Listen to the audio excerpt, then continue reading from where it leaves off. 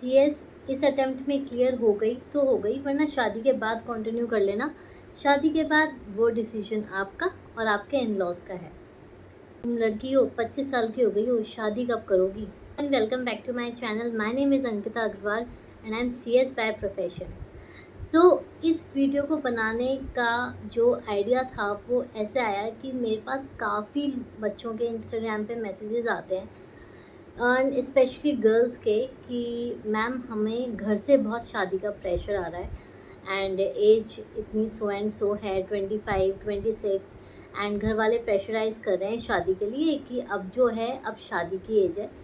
सो जो भी तुम्हारा सीएस का सपना है उसको तुम शादी के बाद कंटिन्यू कर लेना और ये चीज़ है वो तो आराम से हो जाएगी। मतलब प्रेशर, शादी का प्रेशर, और बेसिकली ये बहुत बड़ी प्रॉब्लम है जो हर लड़की इस एज की और जो अपने ड्रीम्स को परस्यू कर रही है वो फेस करती है।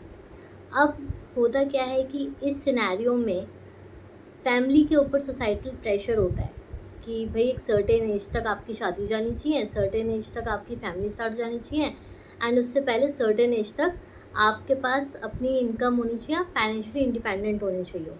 ये तो एक ओवर व्यू है, मतलब ओवरऑल सिनेरियो है। But in case of girls सबसे ज़्यादा जो एम्फेसिस होता है वो सिर्फ और सिर्फ शादी पे होता है कि सर्टेन एज अगर आपने अटेन कर ली तो फिर उससे पहले अगर आपने सब कुछ अचीव कर लिया, फाइनेंशियली इंडिपेंडेंट हो गए तो वेल एंड गुड। बट उससे उस एज तक अगर आप नहीं भी हुए तो सबसे पहले आपकी शादी आती है।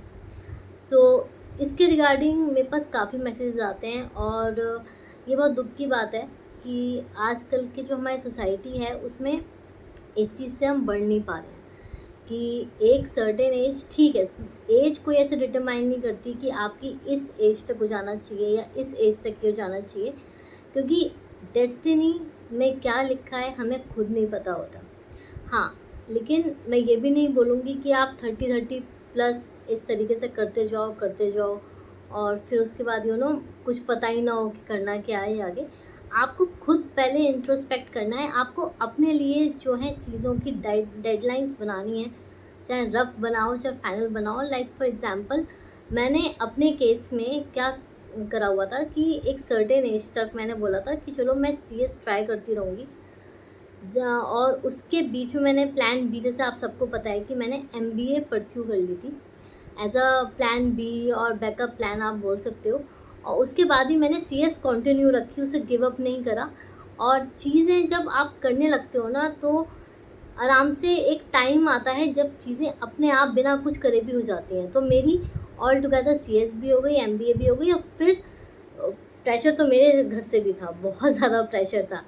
बट समझाना पड़ता है पेरेंट्स को कि भाई अभी हम कर रहे हैं और प्रोग्रेसिव हो रहा है। एक ग्रुप निकल रहा है, 2 ग्रुप निकल रहे हैं, 3 ग्रुप निकल रहे हैं और धीरे धीरे और भी चीज़ें हो जाएंगी। एक सर्टेन एज तक मैंने उनको टाइमलाइन दी थी कि इस एज तक मैं अपना बिल्कुल बेस्ट ट्राई करूँगी, तब तक हो जाएगा। एंड ये चीज़ वो भी समझे और लकीली वो सब चीज़ें उस तरीके से फॉल होती गई।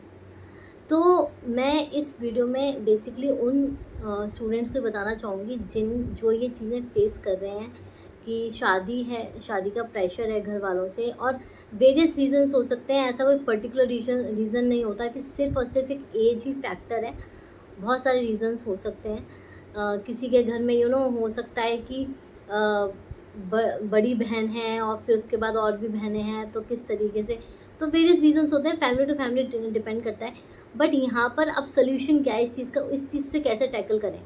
तो बेसिकली जो भी है आप पहले खुद ये देखो कि आप सॉल्यूशन क्या है। सबसे पहले तो आप अपना पूरा जो प्लान है, फ्यूचर प्लान या सीएस को लेके जो आपकी एक माइंडसेट है, दिसंबर अटेम्प्ट के लिए आपको कितने ग्रुप्स देने हैं और फ्यूचर में भी आप एक एक करके ग्रुप दे रहे हो या बोथ ग्रुप्स दे रहे हो, इस तरीके से पूरा अपने माइंड में एक प्लान क्लियर रखो।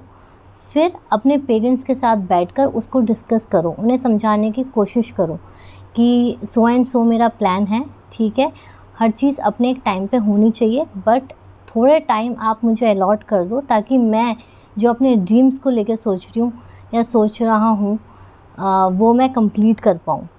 तो इस तरीके से आप इस चीज़ को लेके उनको समझाने की कोशिश करो कुछ आप समझो, कुछ वो समझेंगे, और इस तरीके से इस चीज़ का सल्यूशन निकल सकता है। क्योंकि पेरेंट्स नो डाउट चीज़ें सोच रहे हैं, बट वो बुरा नहीं सोच रहे, वो आपके बेनिफिट के लिए ही सोच रहे हैं। बट एक एंगल डिफरेंट हो जाता है कि आप अपने एक एंगल से सोचते हो कि नहीं यार पहले ये करना है, शादी की क्या ज़रूरत है, और एक वो अपना एक सोसाइटल प्रेशर कह लो या फिर एक ज़िम्मेदारी कह लो पेरेंट्स की, वो नज़रिया रखते हुए आपसे बात करते हैं। तो इस चीज़ को लेके इतनी टेंशन नहीं रखनी है। सिंपली अपने पेरेंट्स के साथ बैठ के आराम से एक दूसरे की बात सुनकर एक मिडवे सॉल्यूशन निकल सकता है, वो निकालने की कोशिश करो। क्योंकि द थिंग इज़ कि बहुत ये टेंशन इतनी ज़्यादा ओवर पावर कर जाती है कि जो आपका मेन टाइम होता है स्टडीज़ का, वो सारा निकल जाता है। तो इट्स बेटर कि आप भी टेंशन में ना रहो, आपके पेरेंट्स भी टेंशन में ना रहें। तो मिड पे एक सोल्यूशन निकालो, बैठ के बात करो, और डेफिनेटली कोई सोल्यूशन निकलेगा। So do not worry at all, and focus करो अपने नेक्स्ट अटेम्प्ट पे। So all the very best, and please do like, share, subscribe.